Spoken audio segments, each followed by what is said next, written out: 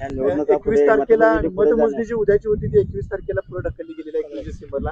मुख्यमंत्र्यांनी सुद्धा नाराजी व्यक्त केलेली आहे. निवडणूक आयोगानं सुद्धा व्यवस्थित त्याची बाजू मांडली असं त्यांनी सांगितलेलं आहे. एक म्हणजे इतका वेळ मतदान आणि मतमोजणी याच्यात एवढा वेळ राहिला की संशयाला जागा निर्माण होते.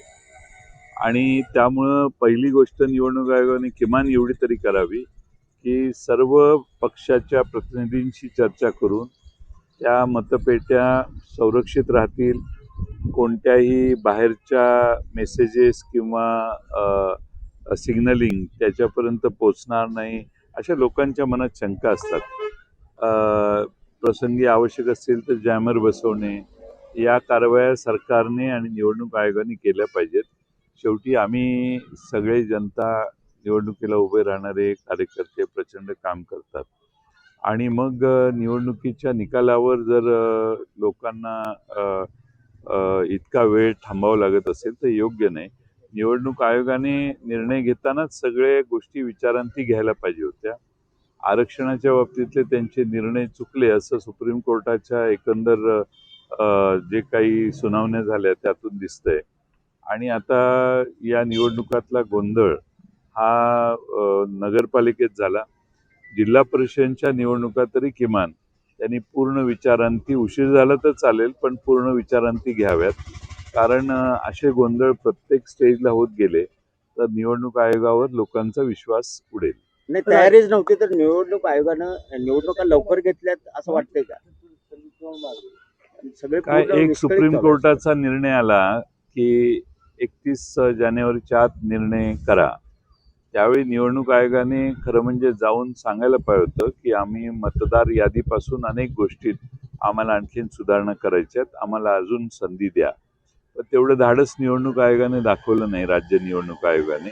त्याचा परिणाम हा दिसतोय असं मला वाटतं. आता किमान जे गोंधळ दिसलेले आहेत, लक्षात आलेले आहेत, ते जिल्हा परिषदा आणि महापालिकांच्या निवडणुका टाळायचे असतील तर पूर्ण तयारी करूनच निवडणुका घ्याव्यात. 31 जानेवारी ही सुप्रीम कोर्टाने निवडणूक सांगितली असली मुदत, तरी सुप्रीम कोर्टाला जाऊन यांनी सांगितलं पाहिजे की हे पॉसिबल नाही आहे, आम्हाला अजून मुदत वाढ द्या. सुप्रीम कोर्ट मेपर्यंतही देऊ शकतं, पण त्याचं धाडस आणि तशी कबुली सुप्रीम कोर्टासमोर निवडणूक आयोगाने जाऊन द्यायला पाहिजे. राज्यात बरेच पडल्यात. महत्वाचं म्हणजे भाजपचे कार्यकर्ते शिवसेनेचे कार्यकर्त्यांनी पकडलेला आहे एकनाथ शिंदेचे कार्यकर्ते भाजपमध्ये, मालवणमध्ये पण निलेश राणेनं पुन्हा एकदा पैसे पकडलेले आहेत. परवाचं प्रकरण झालं, काल रात्री प्रकरण झालं. सगळ्या महाराष्ट्रामध्ये नगरपालिका खरेदी करण्याचा उद्योग सत्तारूढ लोक करतायत असं दिसतंय. आणि निवडणूक त्या शहरामध्ये कोट्यावधी रुपये खर्च व्हायला लागलेत. मतदारांच्या बाबतीत गृहीत धरण्याची प्रक्रिया फार मोठ्या प्रमाणावर आहे आणि प्रचंड मोठे पैसे समोरच्या बाजूने खर्च होत आहेत. महाराष्ट्रातल्या सगळ्या नगरपालिकामध्ये, महानगरपालिकात हेच दिसेल, पण नगरपालिकात जे चित्र दिसतंय ते अतिशय भयावह आहे. तुम्ही जे सांगताय काही ठिकाणी पकडले गेले, हे पकडले गेले म्हणून अशी इथं अनेक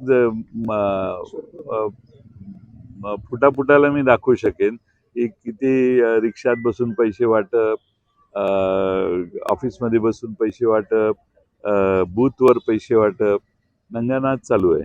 पण ठीक आहे, आता काय पोलिसांना आणि निवडणूक आयोगाला त्याची दखल घ्यावीशी वाटत नाही. हे भारतातल्या लोकशाहीचं दुर्दैव आहे. 1 कोटी रुपये द्या आणि 11,000 मते घ्या, अशा ऑडिओ क्लिप्स व्हायरल झालेल्या आहेत. भाजपा ईव्हीएम वाल्यांना मॅनेज करते अशा ऑडिओ क्लिप व्हायरल झालेल्या आहेत आणि पोस्ट सुद्धा अशा बाहेर पडलेल्या आहेत. अरे बापरे, हे माझ्याकडे नाही आलं. नाही, सगळीकडे सुरू आहे. ऑडिओ क्लिप सुद्धा आहेत. चांदवड मधला हा प्रकार आहे ऑडिओ क्लिप मधला. 1 कोटी द्या, 11,000 मतं घ्या. मग तर अतिशय गंभीर आहे. आणि हे जे ईव्हीएम मशीन आहे त्याची चाचणी करायला निवडणूक आयोग, केंद्रीय निवडणूक आयोग कधी परवानगी देत नाही. आणि अशी लोक जर बाहेर मार्केटमध्ये फिरत असतील तर निवडणूक आयोगाच्या निवडणुकांवरच प्रश्नचिन्ह आहे असं मला वाटतं. 21 तारखेपर्यंत सुरक्षित राहतील ईव्हीएम मशीन? सुरक्षा बघण्याची जबाबदारी निवडणूक आयोगाच्याकडून आमची अपेक्षा आहे. पण आता आम्ही किती अपेक्षा त्यांच्याकडून करायच्या, त्यांची काही तयारी एका ठराविक लिमिटपेक्षा बाहेर जाऊन काही करण्याची दिसत नाही. त्यामुळं निवडणूक आयोगाने त्याच्या सुरक्षिततेची काळजी घेतली बाहेरच्या पाहिजे. पाहुण्यांना इस्लामपूरकर किंवा ईश्वरपूरकर स्वीकारतील असं वाटतंय? बाहेरच्या पाहुण्यांनी अनेक आश्वासन दिले म्हटल्याप्रमाणे. मला नाही वाटत स्वीकारतील. मला खात्री आहे की उरणेश्वरपूरमध्ये आमची सत्ता येईल, नगराध्यक्ष आमचा होईल.